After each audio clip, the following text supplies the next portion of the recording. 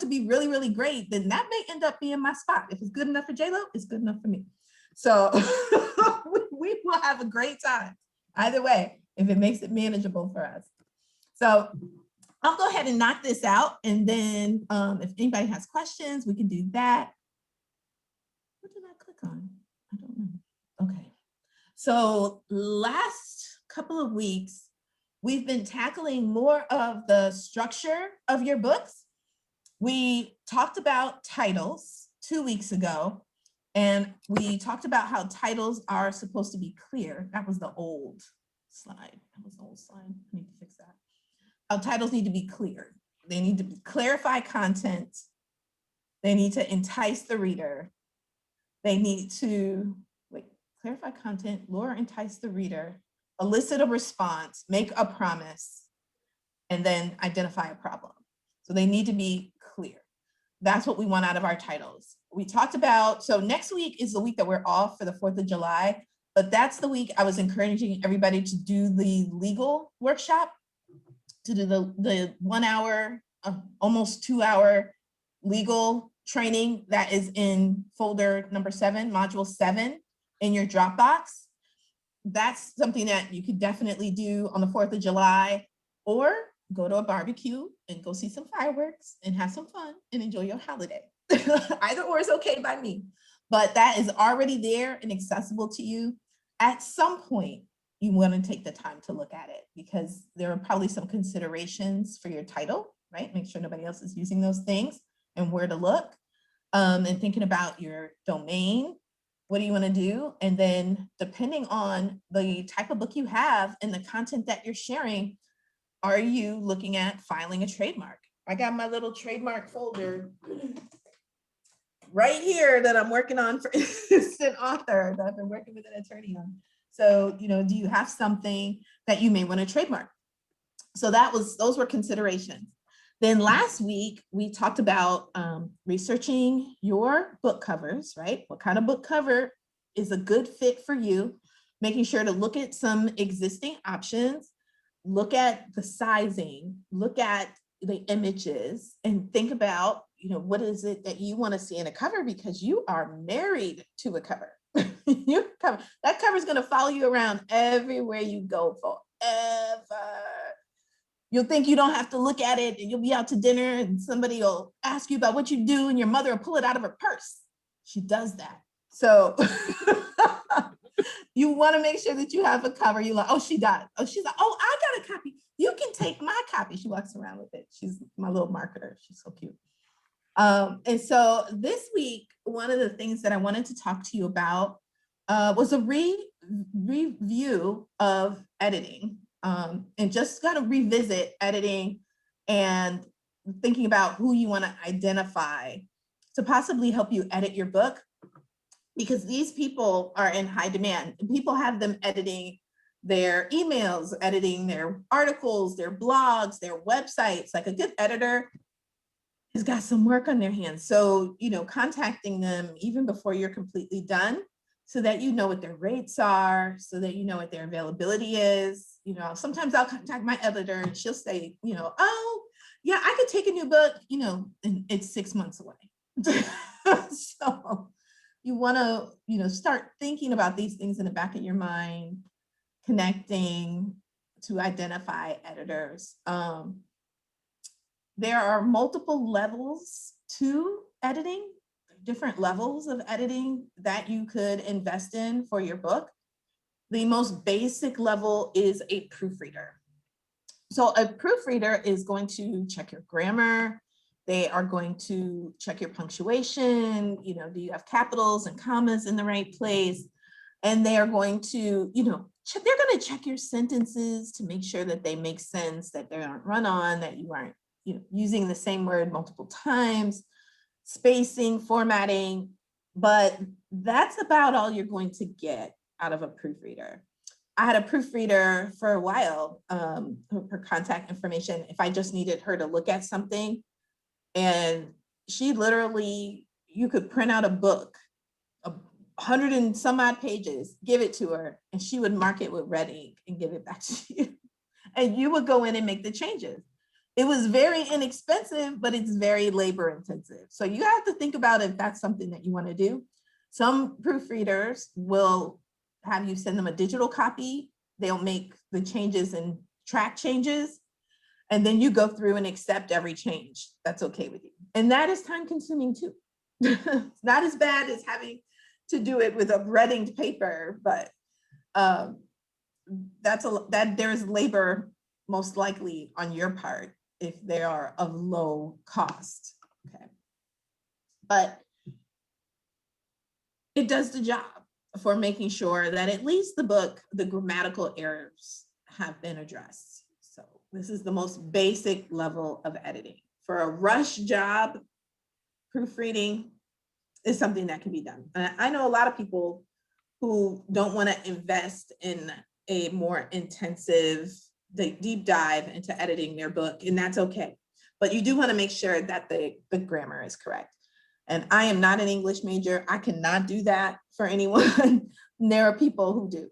The person I was referring to, she was working on her PhD in English. So she did proofreading in her spare time, which is why it's just this reddinged paper. That's what she's used to doing. But it's not the deep dive intensive editing that you may want for a book that you plan to market heavily. So the next level for editing is copy editing. So copy editing includes all the proofreading. So you still get the spelling, the punctuation, the grammar check, right? But it also includes more sentence and paragraph structure. So a copy editor will say, you know, we should rewrite this paragraph, I think, this way. They're going to be more vested in how your book unfolds for the reader. And they're going to do more of helping you eliminate what doesn't need to be there, helping you craft your words, helping you, substitute for weak words. They're going to say, okay, maybe you should use this word, or they might do some research for you to make sure that a paragraph flows the way that it should. A proofreader is not going to do that. A proofreader will say, you know what, you have the same word twice. Figure out another word. The copy editor may actually dive into that and figure out how it should be written. So copy editor is going to put more effort into the process, and they're going to dig a little bit deeper into your writing to make sure that your sentences have a good flow to them, that the paragraph, that the chapter makes sense, that it transitions well from chapter to chapter. You can get all of that from a copy editor.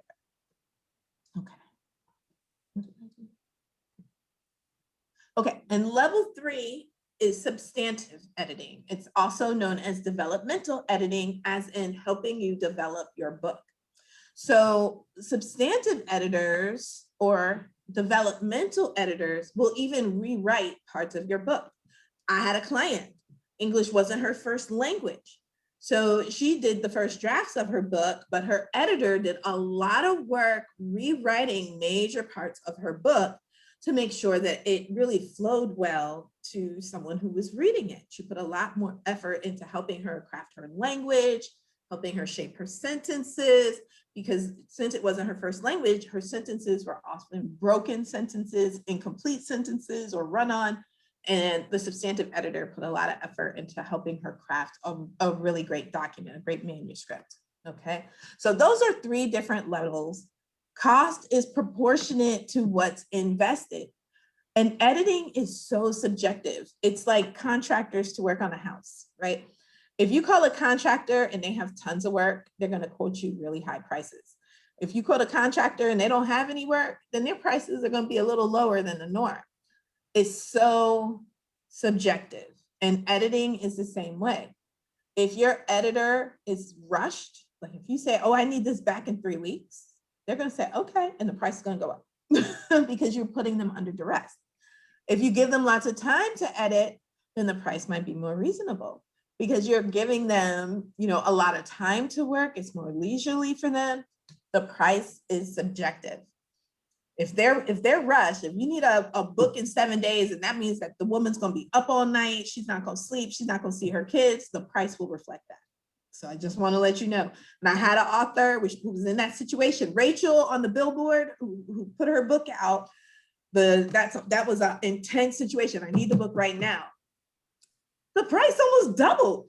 Oh my goodness. Come on now. But 7 days meant she wasn't sleeping. She probably wasn't eating that well. She couldn't do anything else, couldn't work on her other projects.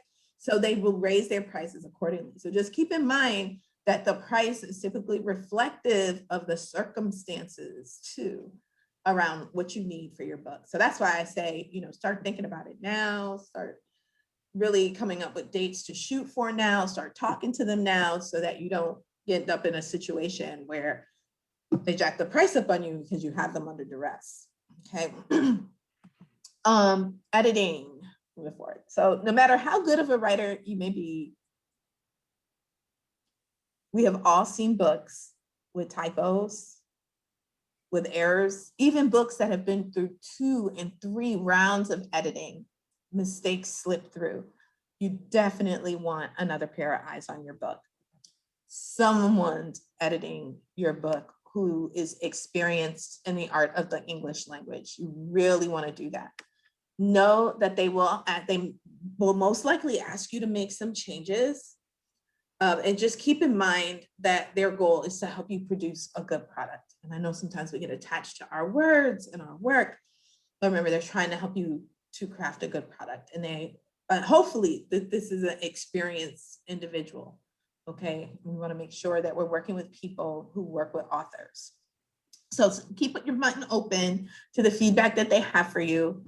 The majority of the time they're using track changes in Microsoft Word. Whatever she says the changes are going to be, I usually just hit accept all changes. I'm not going to go through line, comma by comma, not most of the time. But what my editor used to do is she would send me 2 documents, one with all the track changes and one where all the changes have been accepted. And I just roll with that because she's the editor. I'm not questioning where she puts her commas. Finding an editor. So referral is always my preferred choice. It's always my favorite. Referral first. And I have a couple I'm happy to refer when you get to that point where you want to start thinking about an editor and getting information from them. I'm always happy to connect you.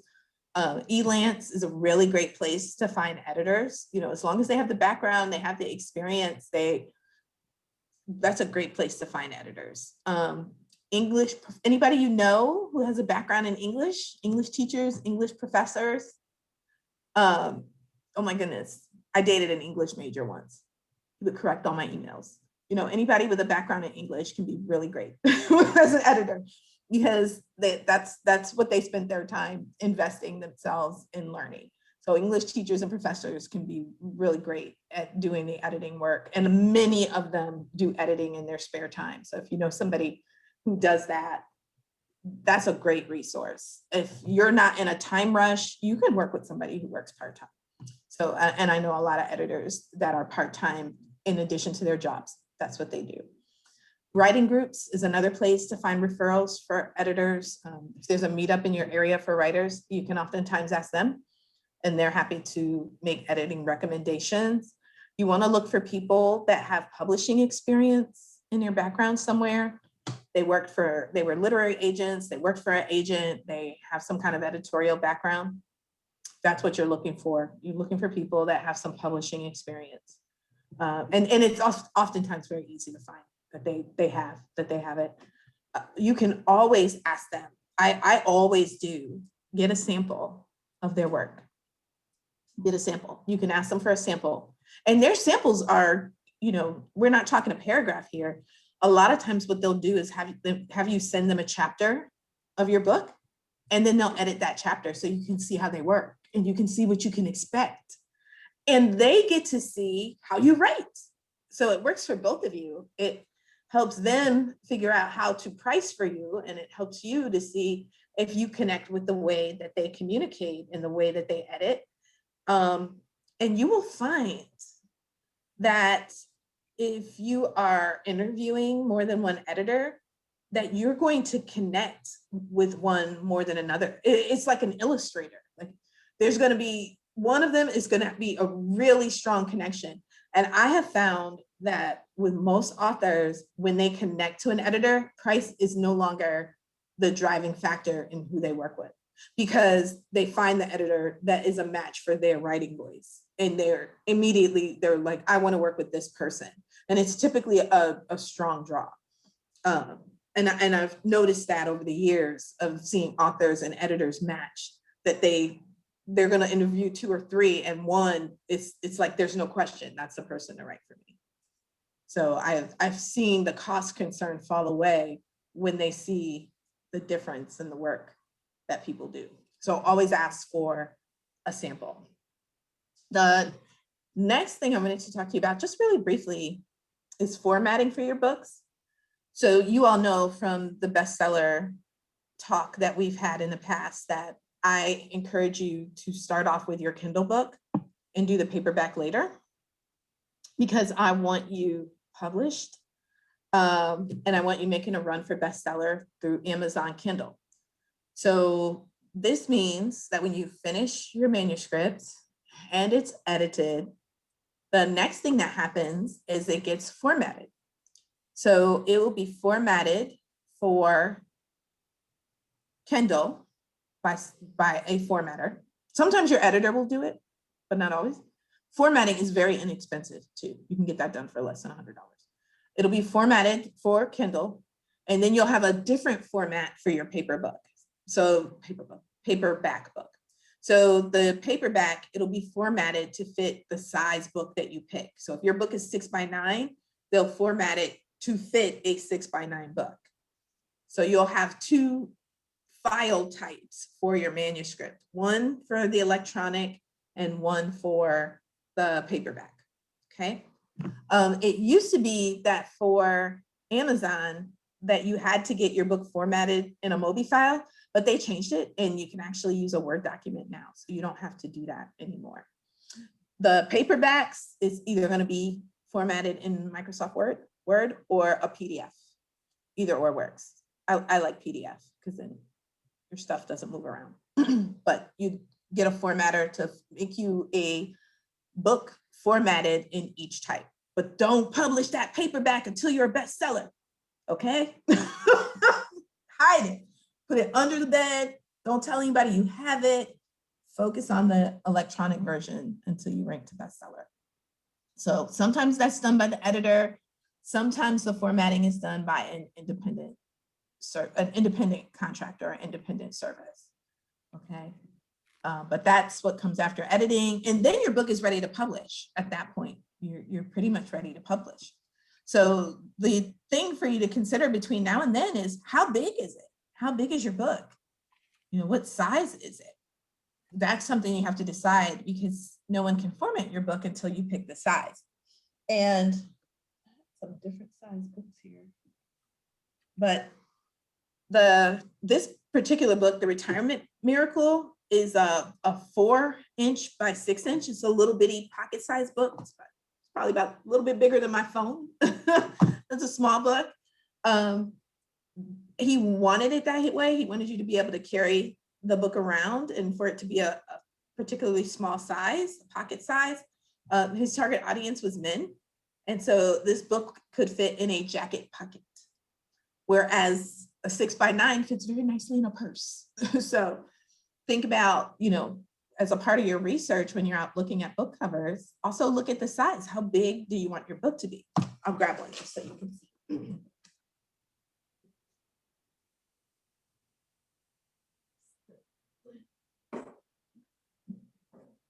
Okay. So I got different size books here. I have the famous Little Red Book.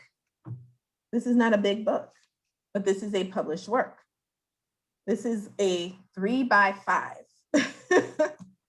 Then I've got this book, which is a 4x6. Let me say that. Then I've got this book, which is a 6x9. And then I've got this book, which is just an odd shape. You can't carry this in anything. This is an 8x9. So it's almost square. It's an 8x9, it's almost square. Okay, what size do you want your book to be? That is called the trim size, okay? So the trim sizes vary on average, roundabout-ish. Most people will pick a 4.5 by 6 or a 6 by 9 for their books.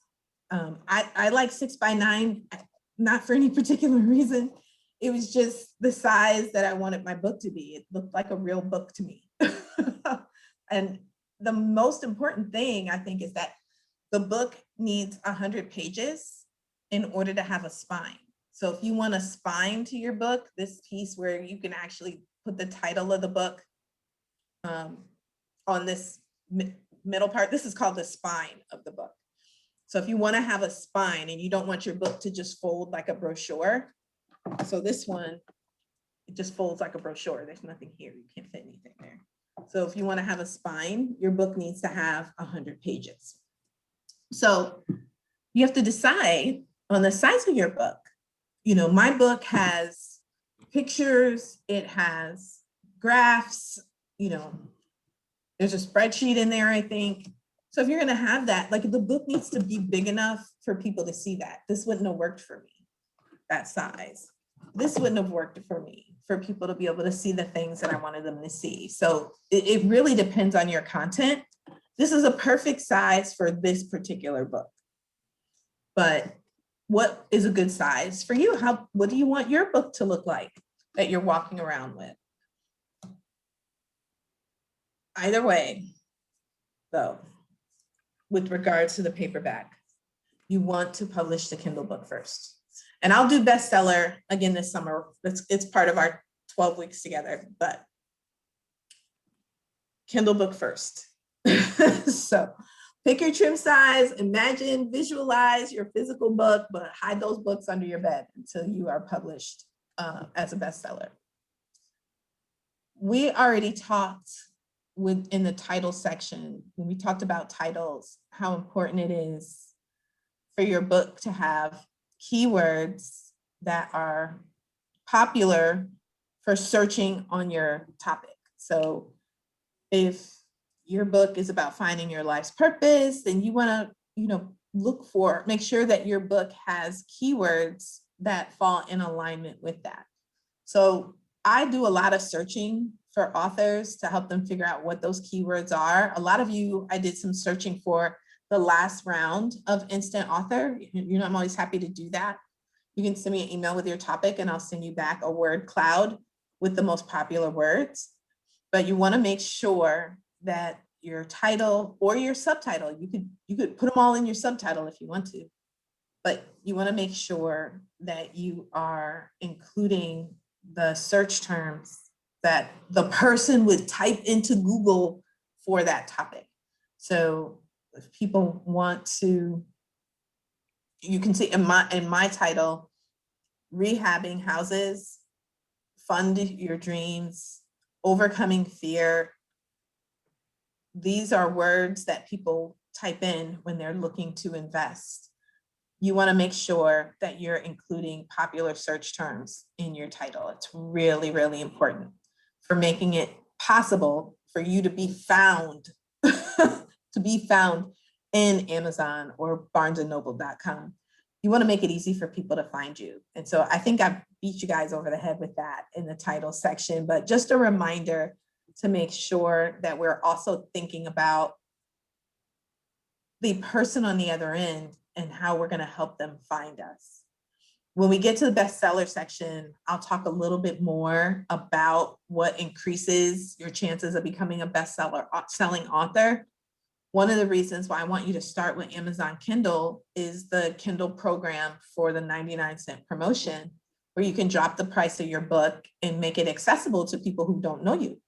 For somebody to spend $15 and they don't know you, we want to make it more accessible to them. And so for a couple of days, we'll drop your price down to $1 to make it more likely for them to buy in the window where we're trying to make you a bestseller.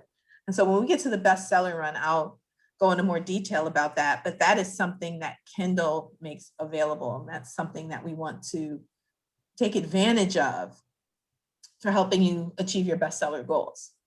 So your homework after this section is just to decide on your final trim size. How how big do you want your book to be? That's the main thing. We already know that we're starting with the ebook, so I'm not even going to ask that second question. And then if you get a chance to watch the legal section, think about also going ahead and copywriting your manuscript. You want to do that before you start sharing your book with a whole bunch of people. Okay. So that's what I have for today. Short section today. We were really just kind of finishing up on everything that we started the last 2 weeks. So that we'll be moving into the bestseller and marketing in the coming weeks. But